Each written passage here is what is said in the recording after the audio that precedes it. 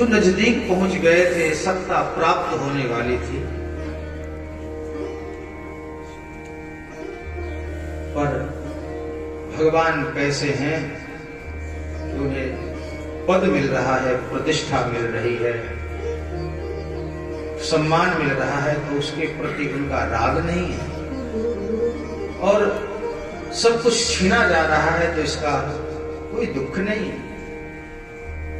प्रसन्नताम ज्ञानगताभिषेकस्तथा नमले वनवास दुःखता। सत्ता का जो लाभ मिल रहा है उसकी प्रसन्नता नहीं, छिन गया, वन में जाना पड़ रहा है तो उसका दुख नहीं। जो हर्ष और विषाद से परे है,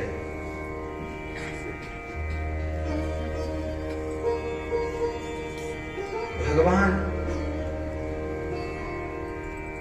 अवध को छोड़कर ऐसे जा रहे हैं जैसे कोई बंधन में बंधा हुआ पक्षी पिंजड़े से छूटकर।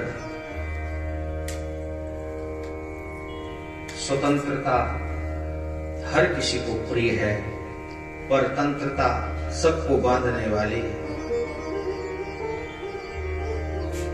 भगवान इतनी शीघ्रता से अवध को छोड़कर जाना चाहते हैं, कहीं बंधन फिर ना मेरे सामने आ जाए, कहीं कोई ऐसी परिस्थिति न बन जाए कि मुझे अवध में फिर रहना पड़े। सुख की कामना नहीं, संग्रह का, वैभव का राग नहीं,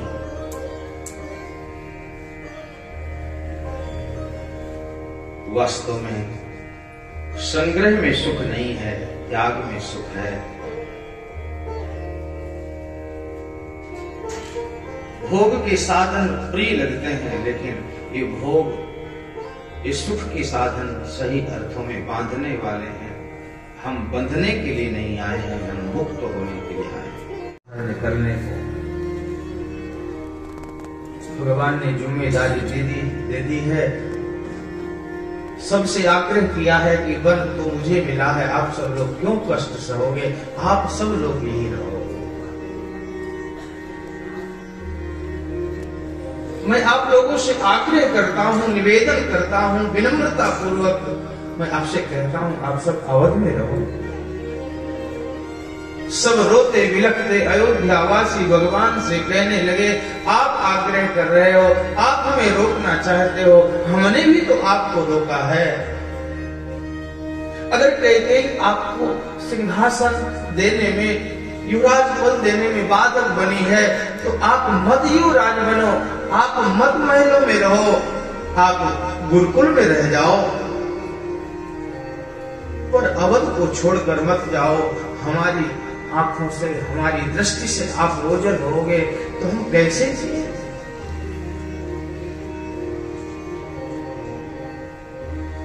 भगवान ने कहा कि मेरी बात मानो, सत्य के साथ खिलवाड़ नहीं। धर्म को पालने के लिए कितने लोगों ने कष्ट सहे। रंतिदेव, हरिश्चंद्र, सत्य की रक्षा की, जीवन को नहीं देखा, कुटुंब को नहीं देखा।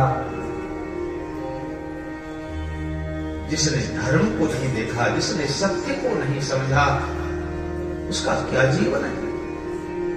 आप हमें आज्ञा देते हो, हमें रोकने का प्रयास कर रहे हो, हमने आपको रोका तो आप नहीं रुके, तो अब आप रोकोगे तो हम नहीं रुकेंगे, हम चलेंगे। सब साथ हो गए।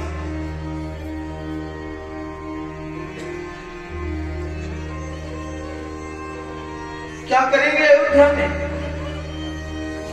ये घर श्मशान जैसा लगता है, स्वजन संबंधी भूत प्रेत जैसे दिखाई लगते हैं। अयोध्या भयावनी लग रही है, हमें नहीं आ रहा है।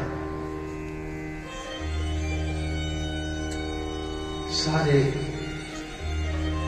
अवधवासी ठाकुर जी के पीछे पीछे चल रहे हैं। अवध को अनाथ करके रघुनाथ जी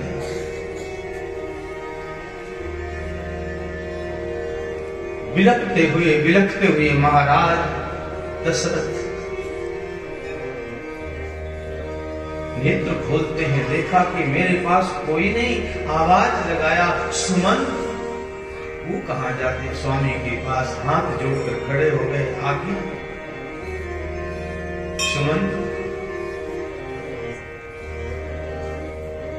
ले रथ सखा संग तुम जाओ। सुमंत, रथ लेकर तुम जाओ, पैदल कैसे चलेंगे मेरे बच्चे?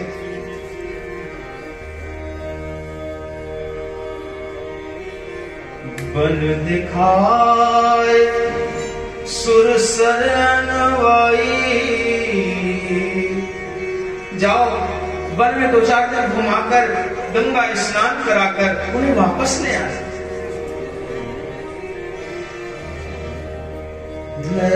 रथ सखा संग तुम जाओ।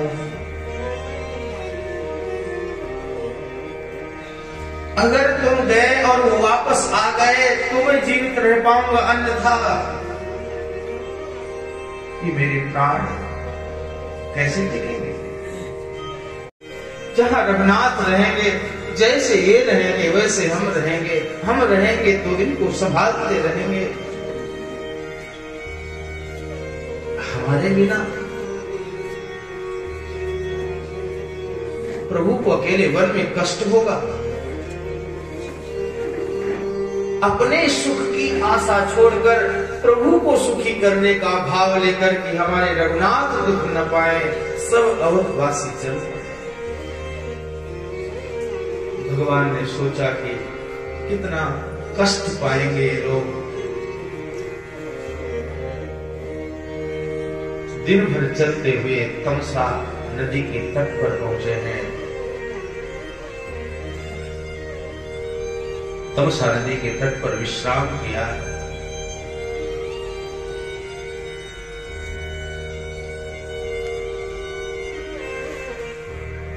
लोग रोते बिलखते दुखी हृदय से ठाकुर जी का साथ लेकर चले थे।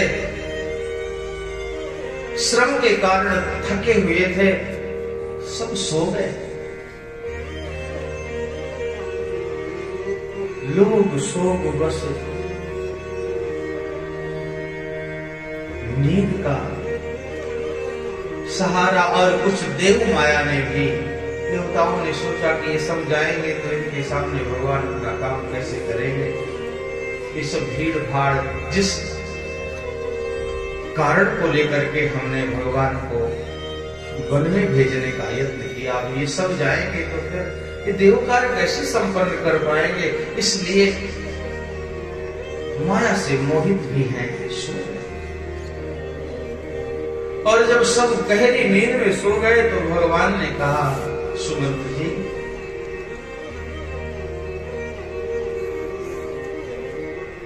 रथ को आगे बढ़ाओ। श्री सुमंत्र जी ने कहा, प्रभु कैसे रथ बढ़ाऊं?